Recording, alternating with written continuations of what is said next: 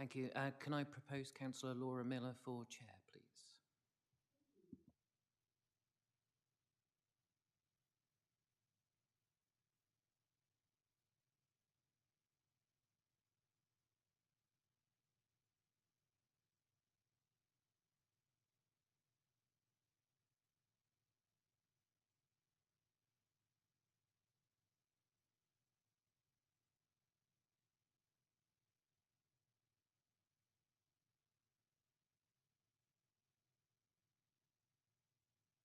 Good morning. We have apologies from Councillors Leslie Dedman, Beverly Dunlop and Nigel Hedges.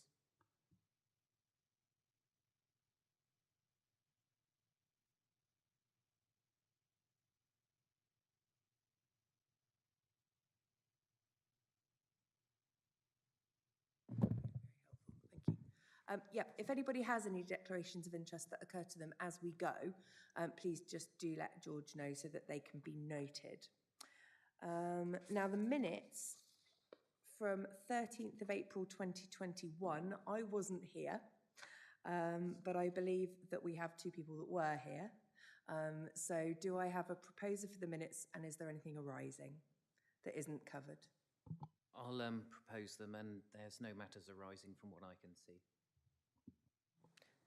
Perfect, thank you, Matt. And do I have a seconder?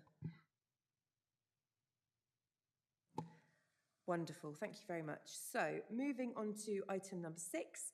There is no public participation because I don't think there is any public. Nope. And there are no questions from councillors not on this board. So we've rattled through to number 8, which is the Joint Archive Service Plan, the monitoring report, which is going to be presented by Sam Johnston. Sam. Thank you, Lady Chair. If I may briefly just provide some highlights of the report, because I know you've had this for some time. If I can move to section 2 of the report, just to bring out there the impact of COVID, obviously, as it has for all public services, has been pretty significant within the Joint Archive Service.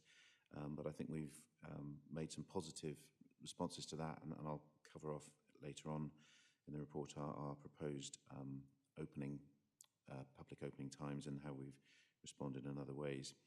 2.24 there, really just to bring out that the major challenges facing the service are around future capacity in terms of storage, which is again picked up later in the report, and secondly, the question of corporate records coming to us from both BCP and Dorset councils. I do regard this as a real important and priority for us. It's been, I think, a bit ad hoc to date, and it's been a little bit difficult to measure exactly how much has been coming through. So I think some further work needs to be done there, particularly around the area of digital records as well. Section 3 around service structure. I think the things to report here are really that the service has taken in the core archive service has remained the same, but it has increased with the addition of additional functions, which are some of which are jointly funded and some of which are not. The records management service for Dorset Council now sits alongside the archive service, which I think is a real positive, given the continuum of records creation and preservation or destruction. In other words, it should be much simpler, I hope, and certainly has become so, for us to obtain the archival content from the records management service, and to really work and to understand how the corporate body creates, generates and destroys its records. And we've got a substantial project within Dorset Council through corporate funding to address the major backlog as a result of LGR, which is I think very good news. The other thing to say is that the historic environment record, which is only one member of staff, has also now transferred into the History Centre. That is jointly funded by BCP and Dorset councils. And so there's actually more history in the History Centre now, if you'll forgive the cheesy pun. And very, very good news for us, I think, because that element of our historic understanding and cooperation and partnership was slightly lacking previously, and we now have a really good opportunity to build on that. So that's good news, I think. Public services, I think the headline, section 4, I think the headlines really are just that the public have reacted as we've all reacted, I think, by increasingly going online to find what we want, which has reduced, and that's a permanent shift, I think. I don't think we're going to witness the return of large numbers of public to the History Centre in quite the same way. That does by no means mean that public are not coming in. They are coming in, but they're coming in smaller numbers. They're staying for longer. They're doing more detailed research. And we're reacting sometimes quickly and sometimes more long-term to that trend to provide the information we need to. Increasing our cataloguing provision online, and also in the future, it's already started, but in the future certainly more visual content as well for people to see. There's that slight tension between, well, I can see that the record exists, but I can't actually see it, and I think that's something we are moving to address. The section 5 on accreditation. One thing I did. Just backpedaling slightly to around public access. We are moving from the 1st of April to a 3 days a week appointments only basis for the public. This is after a long period of trialling it during COVID. We felt, and certainly the feedback we got from public was a better deal for them, because when they arrived, everything that we'd had that dialogue with them, we understood what they wanted to view, and it was ready for them to view. There was no, in other words, a lot of time saving on both parts. And also we'll be reopening from the 1st of April our Saturday service once a month.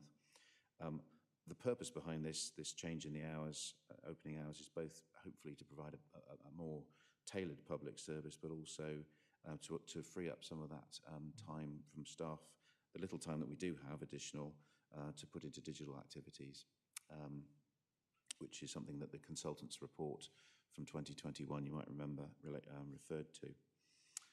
Section 5 in accreditation, we're very pleased to be reaccredited by the National Archives, and then there's some nice feedback there in 5.2 about our, the view taken by the accreditation panel. So it's nice to have got that done. The next full accreditation will take place in 2024. Section 6 I won't dwell upon, but it's there for information and the cross interrelationship between what we do in archives and the really important work that our museums advisor does across both council areas. Again, lots of really good work she's delivering and continues to deliver. Section 7, likewise, is really just for a long list there, I think, of things, positive work undertaken by our community engagement officer and other colleagues. A lot of this will be helping to feed into our plans for an application to the Heritage Lottery Fund for a capital scheme in due course. I've touched on this already in Section 8 around the records of the two councils. I think, without dwelling on it for too long, perhaps, it is really important, I think, that we ensure that these corporate records are transferred into the History Centre. It's certainly the case that I think that post-LGR we're still a long way from achieving that. It's a subject I've bored on about relentlessly in the past, and we'll probably continue to do so. There is some good work going on. It's a little bit patchy, I think it's probably fair to say.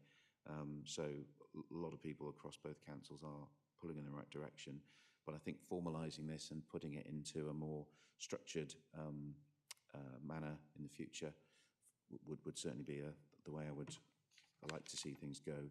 And I particularly pay reference there to the to digital records, which are still a major challenge with a variety of systems that we use across both councils.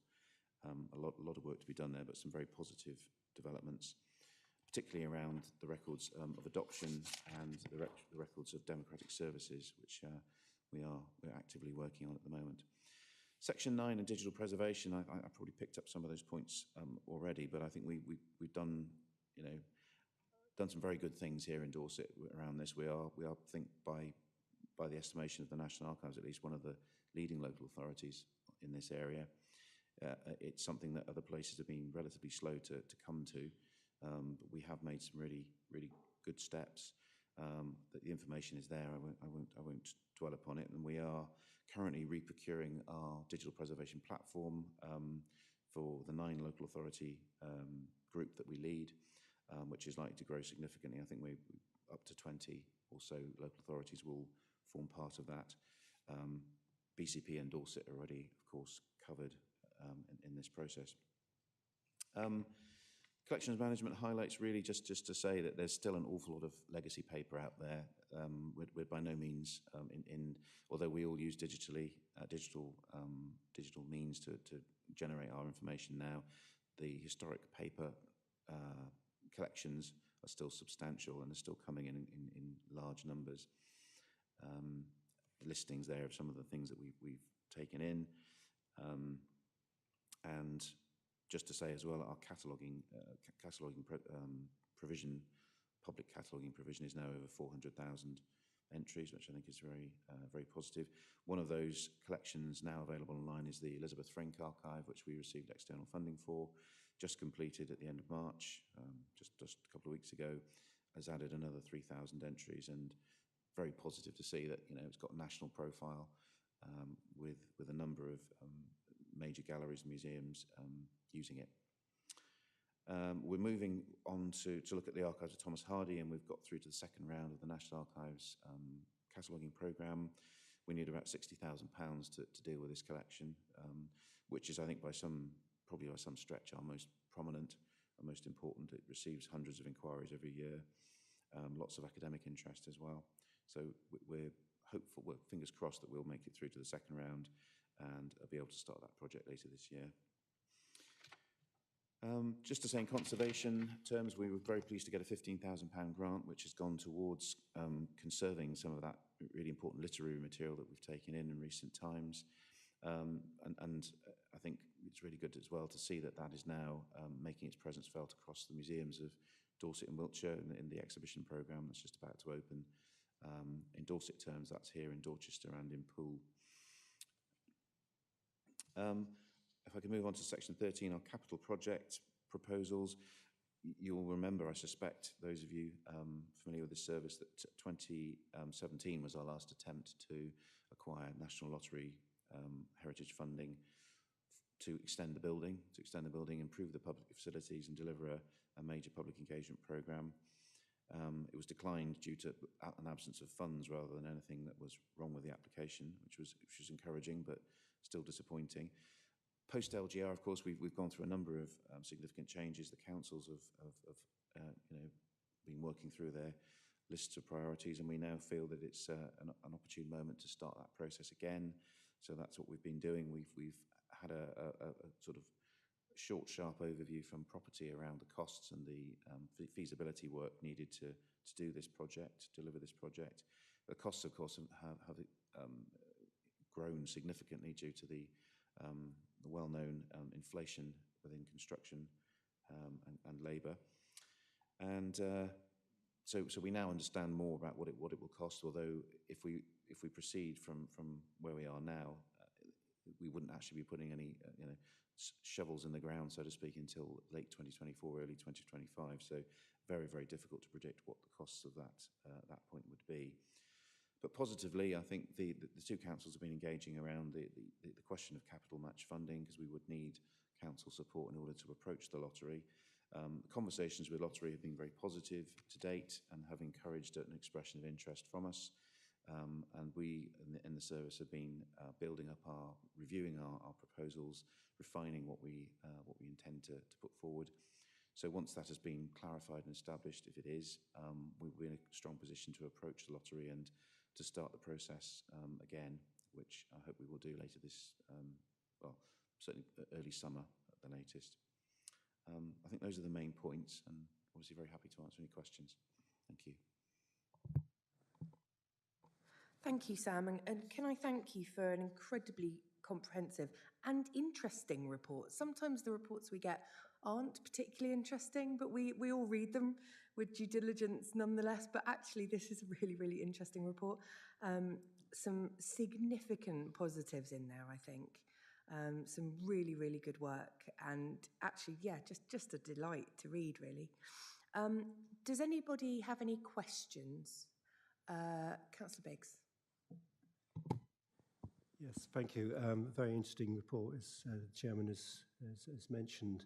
The only point I'd just like to perhaps challenge and understand a bit more is around the capital project.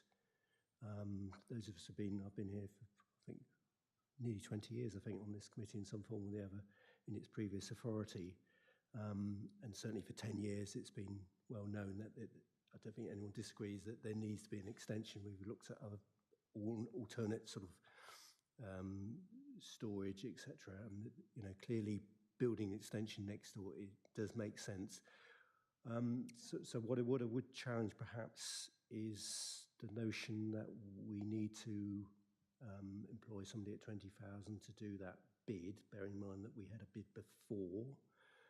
So is there nobody within our three authorities who can lend that skill to fill out a bid? Because at the end of the day, we're talking about an extension. We've got a previous application which can't be unduly different from the previous one, so that would be the challenge really. And obviously that in itself may cause a delay in if that's got to be procured and if that's coming off a framework or something. But every month, every 6 months it gets delayed, we're probably adding 3, 4, 5% onto that cost. So has that been weighed in? So that's the second question. I suppose, well, I'll leave it at that for the moment. Thank you.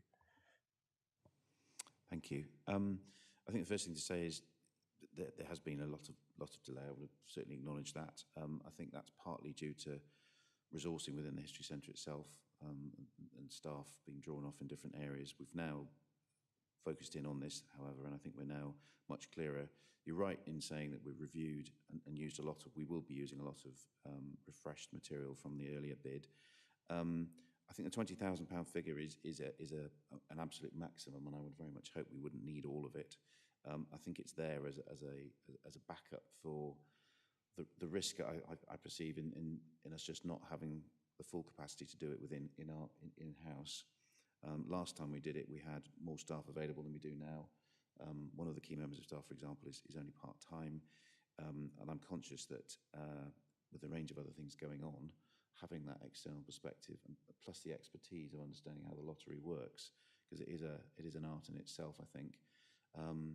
We have lots of skills in-house, but I think the actual approach to lottery and the some of that fine-tuning on the application would benefit from an external perspective, and it isn't something I'm aware of that exists certainly within Dorset Council. And there are plenty of skilled project managers and so on, but the specifics around lottery applications are quite precise, I think. So £20,000 would be an absolute maximum and a cap. I would hope that we wouldn't need all of that, maybe significantly less, but I'm also aware that time moves by quickly, and if you can buy a piece of work in to get something achieved relatively quickly, we would save some of that time that you rightly mentioned. Every 6 months that goes by is going to cost more. So it's imperfect, I would certainly accept, but I think it was a recognition that we just don't have the boots on the ground that we had before to do this. Thanks, Sam. And Richard, would you like to come back on that? Yes, so the only other that sort of answered what I thought you'd say, and that's satisfactory. The other element you're talking about is more public engagement, use of that existing space within that lottery bid.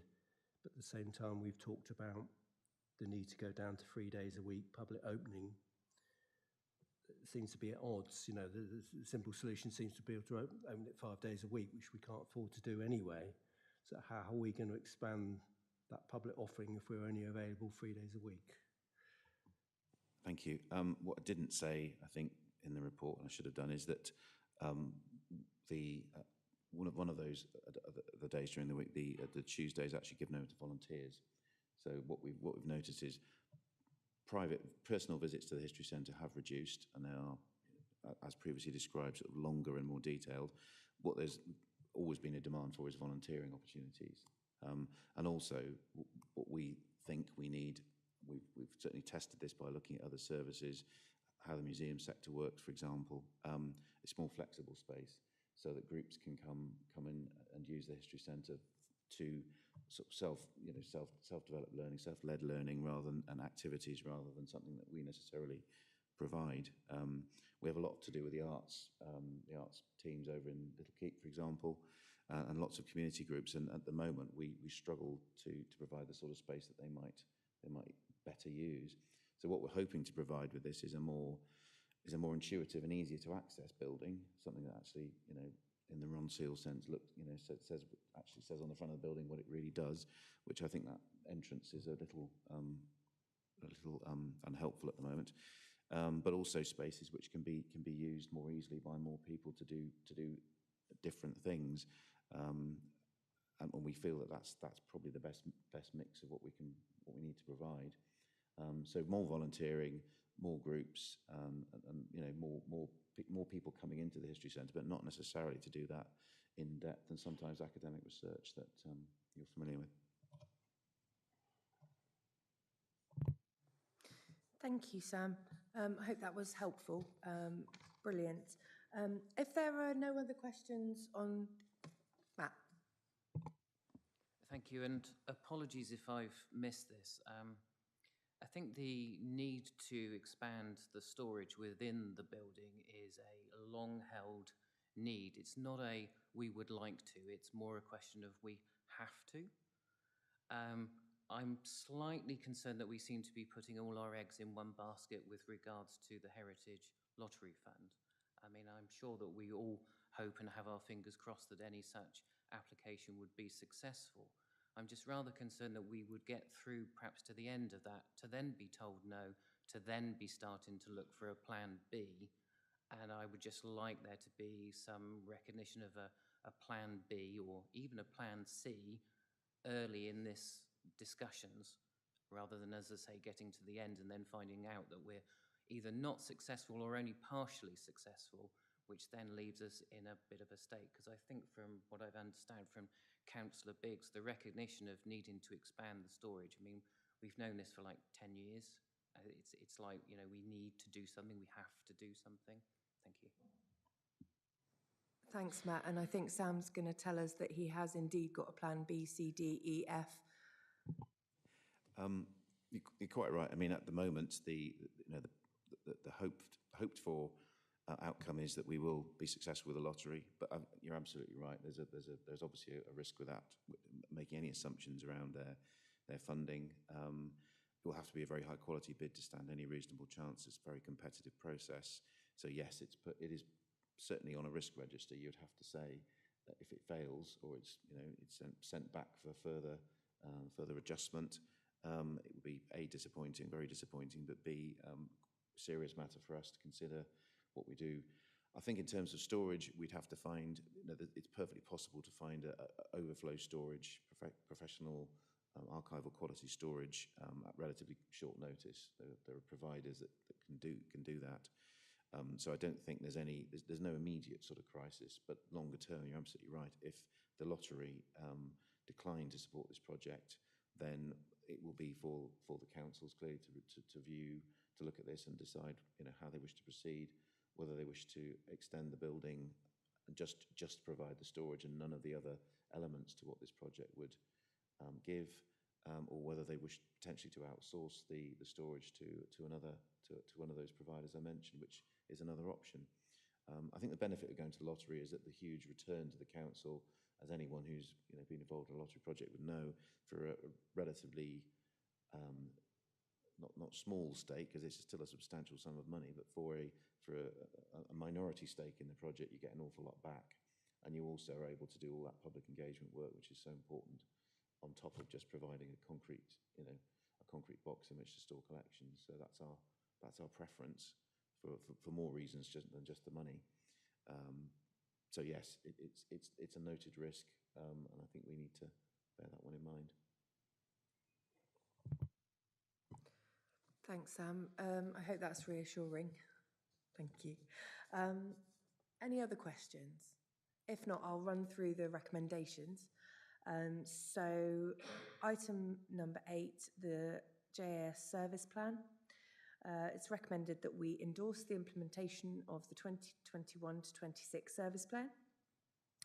as demonstrating the quality and value for money provided by the JAS, that we note the range of positive and innovative collections, learning and engagement-related work undertaken by the JAS, that we support the JAS's ongoing role with records management colleagues in identifying, transferring and preserving the paper and digital records of the 9 predecessor authorities and the 2 unitary councils, that we support the JAS moving forward with the newly shaped capital project, and that we agree that the JAS can draw down £20,000 from reserves in order to fund a consultant to work on a bid to the National Lottery Heritage Fund. I'm seeking a proposer and a seconder. Would anyone care to put? Councillor Biggs, thank you very much. And would anyone like to second? Councillor Hall, thank you very much. So, moving on to... Do we vote? Okay, sorry. Can we please vote?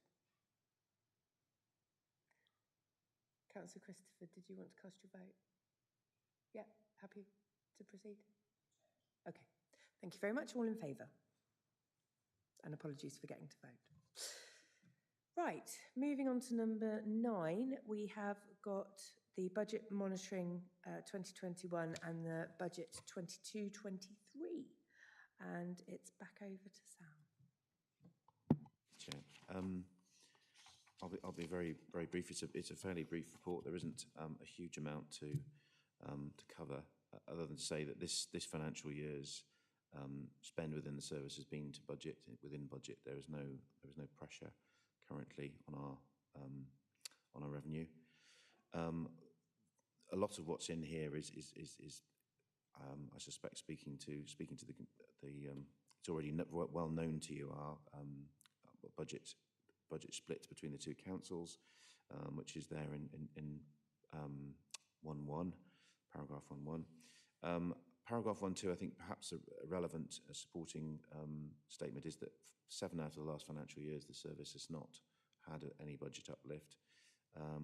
So we've managed within our own resources, and I think a large part of that's been achieved through, well, obviously very careful budget management, but largely again due to savings we've made on energy, which has been hugely beneficial, and without which I think we'd have really struggled. So a sort of overall about 22-23% reduction in our revenue budget over that period. So the proposed budget by consultation between the 2 councils is for an uplift in the next financial year. Paragraph 1.3 there gives those figures. I think it's worth perhaps pointing out as well that the percentage split between the 2 councils has marginally changed, so that the BCP contribution or percentage apportionment has reduced slightly from 51.63 to 51.11. Moving on, I hope that the information in section 2 has helps to sort of underline our careful management of funds and our attempts at all times to draw in external funding, which we nearly always have projects underway to do that, reliant on that for much of our work. As I mentioned earlier, the energy saving couldn't have come at a better time, really, given where we are on the national and international scale. But it has led to about a 65% reduction in energy costs. And we are currently, in fact, as we speak this week, more additional solar panels are being fitted to the History Centre, for which the service will benefit over time. Section 4 clarifies the budget position of the 2 councils provided by our finance colleagues. And then section 5, I've simply provided there once again the budget proposal for this year, the 3.3% increase, or about £18,100 in cash terms. And section 5.2, as with many services, all services, I suspect these are the key pressures: pay increases, the fuel energy costs, in spite of what I mentioned earlier, and the uncertainty factor we're not post-COVID, obviously, but as we move on into a different phase of COVID, what that actually means in terms of people's willingness to spend on particular services that we offer. And then the appendices provide the current spend within the breakdown of the budget and the reserve position in Appendix 2. Thank you.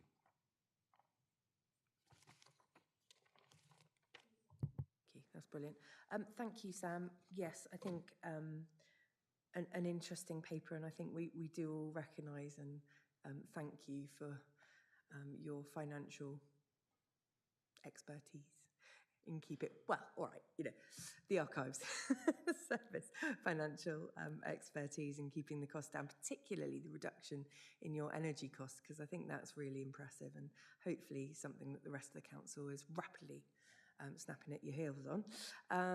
So we have 3 recommendations. Would anybody like to ask any questions about either the monitoring for this last year or the budget going forward?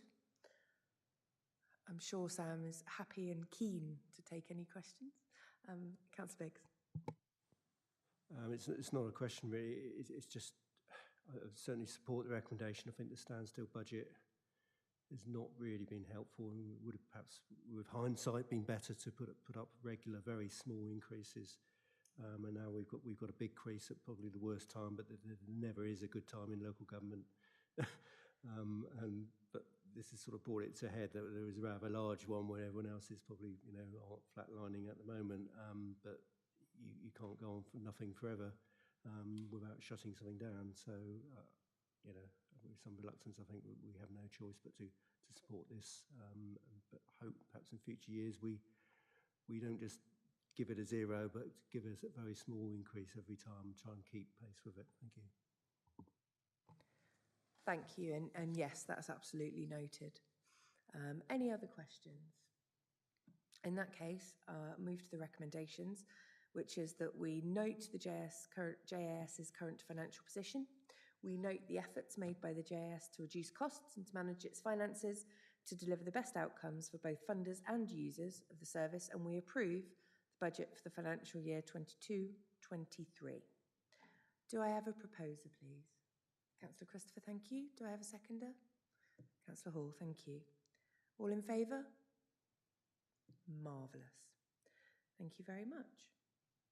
So we will now move on to our last item, which is the revised inter-authority agreement for the Joint Archives Service. This is an update, and the recommendations are that we are asked to endorse a variety of points.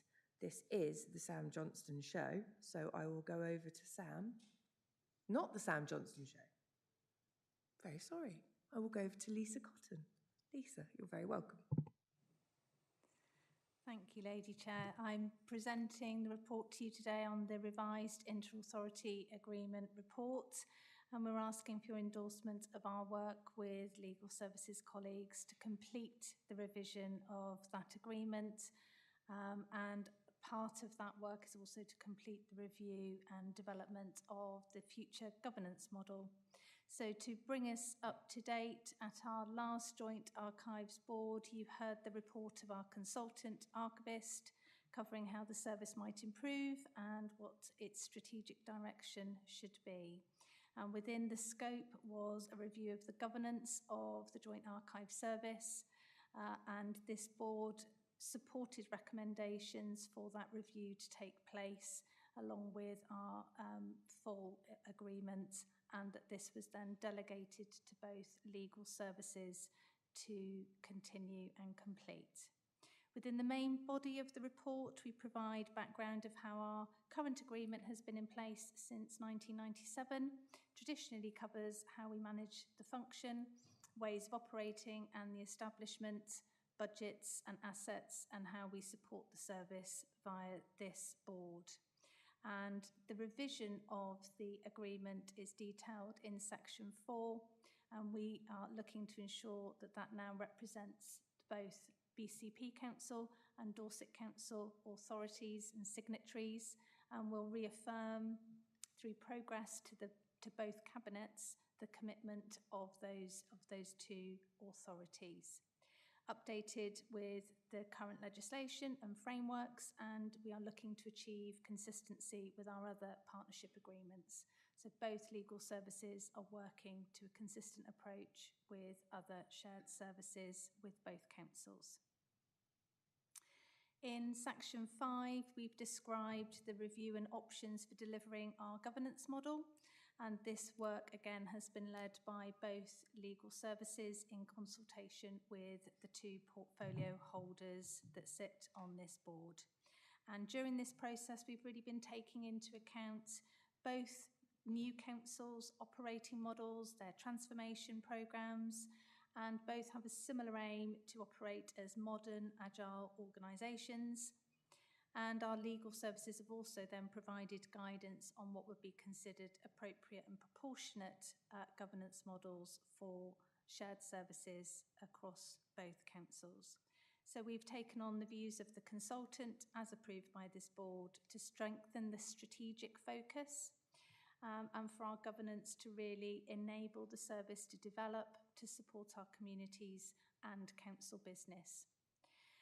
The option recommended is to continue a governance model via a dedicated joint archive board with 2 members from each council and officers who represent both BCP and Dorset Council, with other invitees as appropriate to support items of particular importance or community focus. The intention is to meet more regularly to provide a more consistent and ongoing support of the service, to really provide that ongoing look at how we're going to operate, future transformation, better ways of delivering the service, and looking for to support those opportunities for more community engagement alongside our large schemes that Sam has already talked about in terms of capital programme. So therefore our recommendations today, and we conclude in section 6 that the agreement is continuing to be finalised by our legal services, and our recommendations will be for the board to endorse the completion of that agreement and the final governance model, which will then be taken, delegated to portfolio holders to move through to each cabinet for adoption and changes within our constitution. So I'd just like to invite Matty, my colleague from BCP Council, to add any comments he may have regarding these proposals before I open to questions. Thank you, Elisa. And for those of you that don't know me, Matty Razip, I'm the Director of Customer and Business Delivery for BCP Council. I'm sure if Councillor Dunlop were here, and unfortunately she can't be because she's been taken unwell yesterday, she would want to comment on this report. But I would hope that she would express her support for the recommendations of the report, because we have discussed them a number of times. I think essentially, as Lisa's pointed out, we're trying to establish the most streamlined, proportionate and appropriate ways of managing these kind of inter-authority arrangements.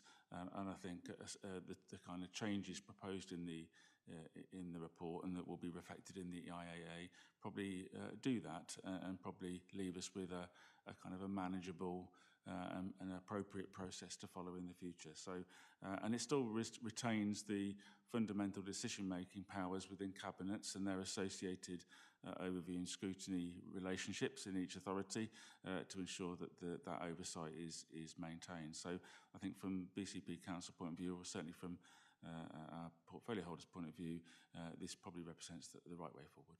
Thank you.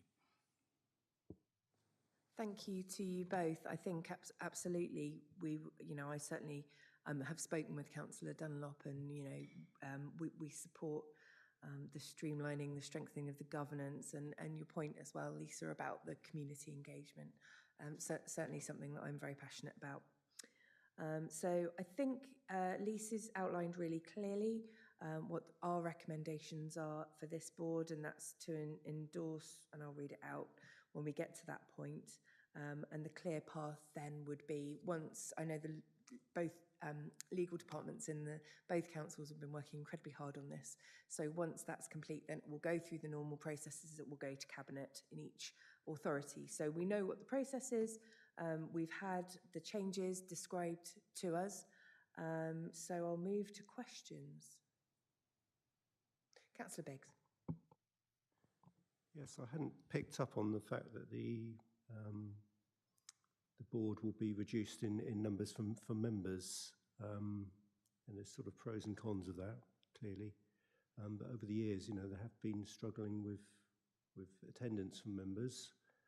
I'm just wondering, you know, is there a proposal to have reserve members, and then you got all the problems with them not knowing the background and reading the papers properly beforehand. I just, perhaps you could, is that wise to reduce the number? You know, what's the advantage there? I can probably guess, but thank you.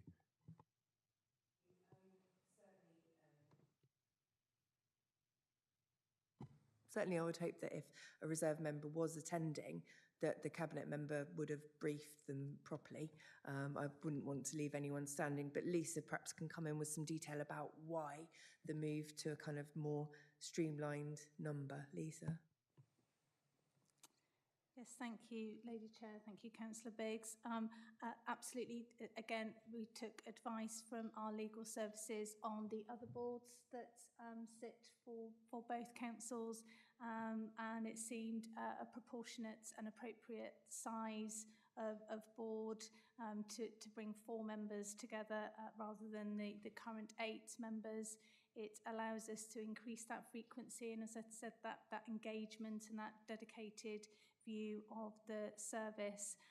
There is within the agreement an option for reserve members to be opted in as the portfolio holders would require to make sure that we have proportionate attendance at each meeting.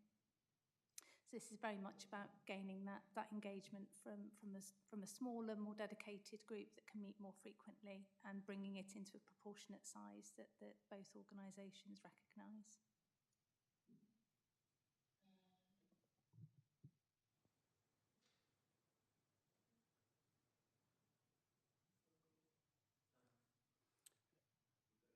Right.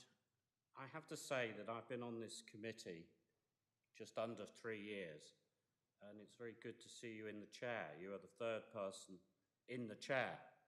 I didn't think I would speak this morning necessarily, but I will, and I will agree with Councillor Biggs. We don't tend to agree all the time, but I agree with Councillor Biggs that there is clearly a concern about the number of members who will actually sit on this committee. And I say that because all historical matters are increasingly important. As I say, I could take issue with Councillor Biggs about anything. I could ask him for an apology for what happened in 1685, where Dorchester benefited from Judge Jeffrey's bloody assizes. I could discuss anything with my good friend Councillor Biggs. But what I will say, and I'm sure he will agree with me, that history is becoming increasingly important. And this may sound very selfish. It may sound very selfish on the part of Dorset Council as opposed to BCP. With the nature of Dorchester as it is, there is a crying need for actual investment, further investment for historical reflection. We have the benefit of our wonderful museum, etc., but history is incredibly important and history needs to be accessible. And if there is footfall and if there is money generated, then I apologise that that is coming into Dorset Council area rather than BCP. And because we represent such a wide and diverse area, I don't necessarily agree that there should be a reduction in membership. I don't know if Richard wants to come back on that.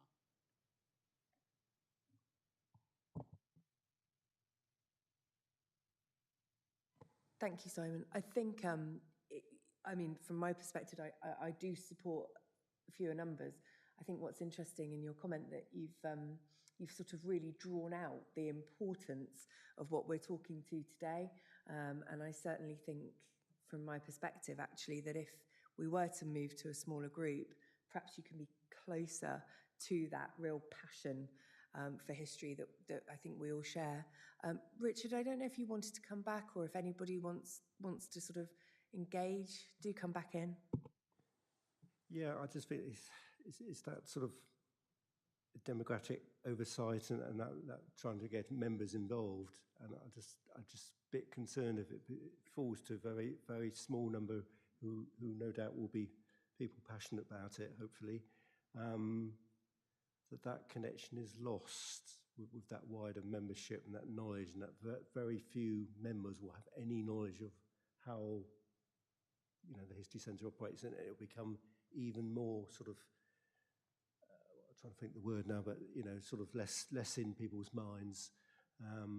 So it does concern me a little bit, and I must admit I hadn't picked that up, but it's clearly in reports, so it's my mistake for not picking that up. I'm all for making things more streamlined, but it will also put an awful load on those members to go through two more meetings, and I just imagine that there's that danger of them not attending all of them, and the problems that will cause. So I'm not entirely happy with that element still, I'm afraid. Thank you. Thank you. I'll come to Marion. I think just a comment on that.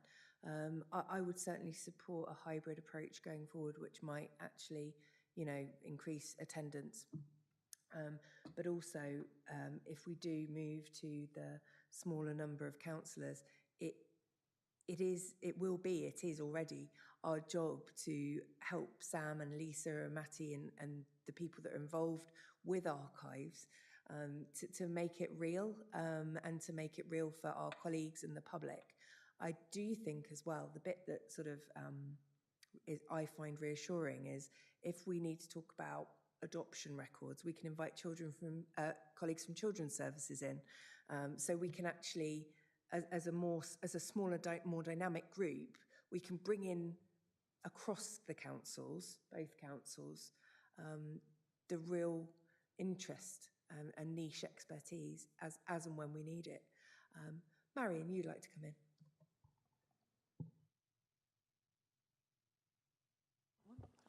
Right. Yes, I've got a lot of sympathy with the points just made by the councillor sitting behind me. Richard, is it? Yes. Sorry, I don't know any names. My feeling was that a total of 4 for a county-wide, geographic county-wide organisation was too little, too few. I'm a fine one to talk on behalf of BCP and say we want more. My 3 colleagues haven't turned up this morning for various reasons. But again, it proves the point that if I were not one of the 2, we might have nobody here at all, or a reserve who didn't really know much about it, that I would be inclined to stick with 4, or maybe as a compromise, say 3, particularly in the case of BCP, of course, where we are very clearly 3 distinct communities with very distinct heritage and histories.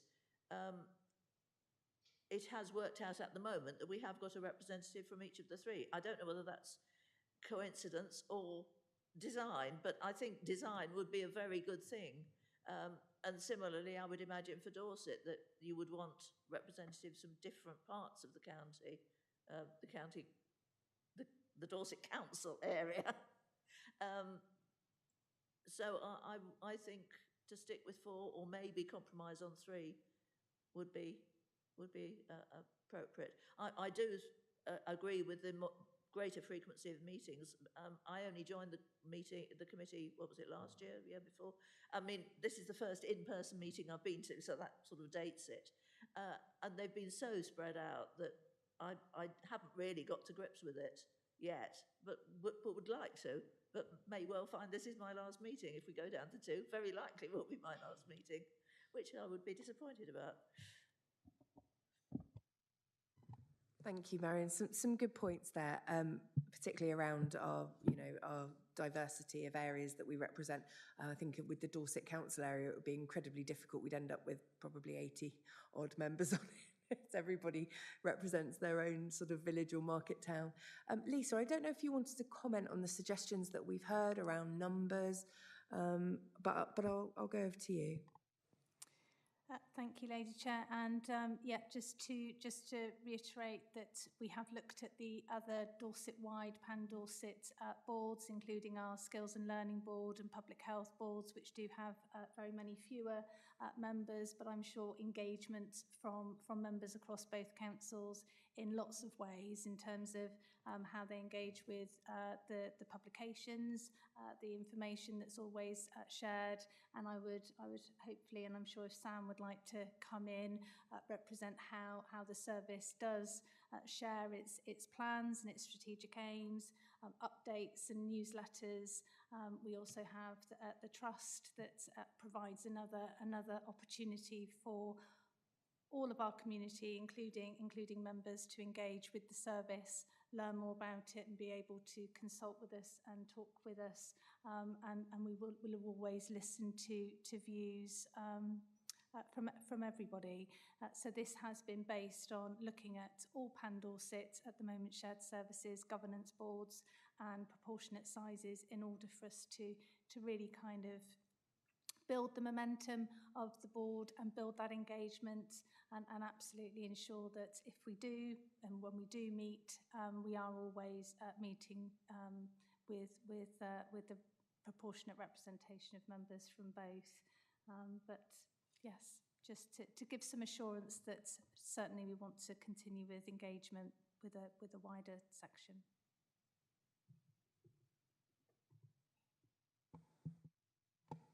Brilliant, thanks Lisa.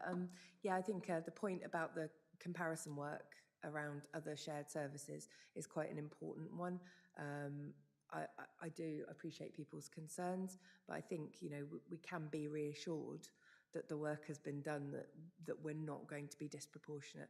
Sam, do you want to go into any more detail on that? Only really to say, you know, building on what Lisa's already said, I think there is a need, and I would certainly recognise that, to do more to engage with elected members from both councils to explain what we do and why we do it. Whether that's through physical visits, which I appreciate for BCP members is obviously a lot more difficult in many ways, or whether we do it virtually. But I think that opportunity, and I probably need to have further conversations with Lisa and Matty about this. But getting that, raising that profile within the wider councillor groups is important, and it's something that I think partly as a result of COVID and a number of other things, there is that tendency to inwardly focus on the work that you're doing and to forget that there's actually there's a really important audience there that we're not talking enough to. So I'm not sure it's necessarily an either or. I think it's certainly something we should be doing anyway, and I'll take away from this that message. Brilliant, and perhaps going forward, it's not in here, but perhaps a virtual tour, some invitations, because I appreciate people from BCP, certainly the far reaches, may not want to come that way. But having said that, it's over an hour to Gillingham, so some of our own members do travel quite a lot. But yes, absolutely to the engagement. Let's see how we can get people really excited on the broader membership. But I mean, I think in terms of the work that's been done, to recommend that we have the smaller board, I do feel like we would get really good value from that, and the more frequent meetings, and really get stuck in, really get our teeth into this. And I mean, this is my first meeting. I only took over this portfolio in November, so I find this all quite exciting, and I think it's a really exciting time. Would anyone else like to come in? Matty, you'd like to comment? You're welcome. Thanks, Chair. I just wanted to sort of endorse the comments I think Lisa and Sam had kind of made, really, that the necessary requirement for engagement isn't the sole purpose of the advisory board, is it? Because it would never be representative of every possible part of the geography or the interest that members might have across the whole of the county. So I think the two are kind of equally important. And as we've said, I think the role of the board in its input into the future development and evolution of the Joint Archive Service probably can be done by a smaller number of members. That doesn't mean that we don't need to engage with all members and all interests.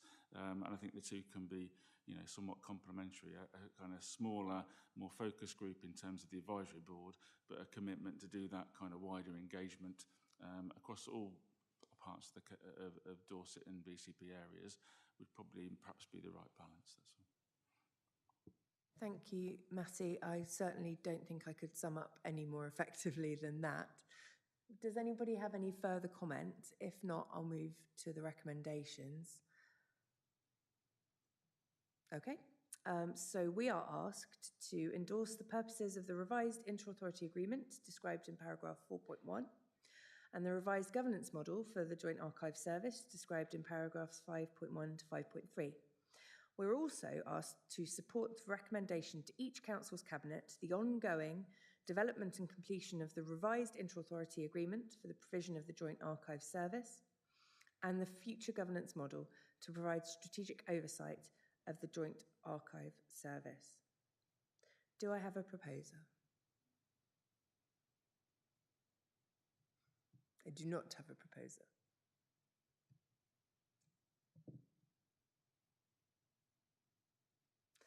Okay. In that case, I'm not quite sure what we do. Do we have any amendments? No one wishes to propose? I can propose if I like. Okay. In that case, I'd like to propose the recommendations. Does anyone second the recommendations? We do not have a second. I'm going to look to George for some advice in this situation because I haven't been in this situation before. Do we ask for any amendments, or there have been no amendments and we have moved to recommendation?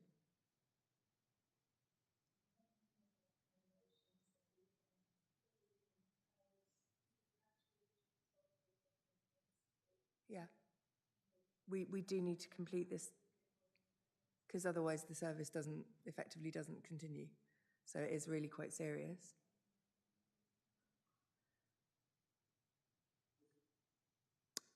Councillor Biggs. My only beef with it is purely on the numbers. So it would be, it's not negating it, is it, to make an amendment to increase the numbers from the 4 we're talking about to 6 would be, I would propose that as an amendment. And I'll second. There's an amendment to the recommendation by Councillor Biggs. It's been seconded by Councillor Le Poidevin. Thank you, I'm sorry. I thought everyone might struggle a little bit. It's a lovely surname. So we have an amendment. It's an amendment to the content rather than an amendment to the recommendation. So can we deal with that under the report and take that away that we have a proposal? We'll need to vote on that proposal. So if I take the proposal first, we'll vote on the proposal to increase from the proposed 4 to 6. Can I see a show of hands? Okay, all in favour of that, thank you. So the recommendations stand as I have read them, but the proposal was to amend the content of the agreement, the governance model. So duly amended, may I now ask for a proposer for the recommendations?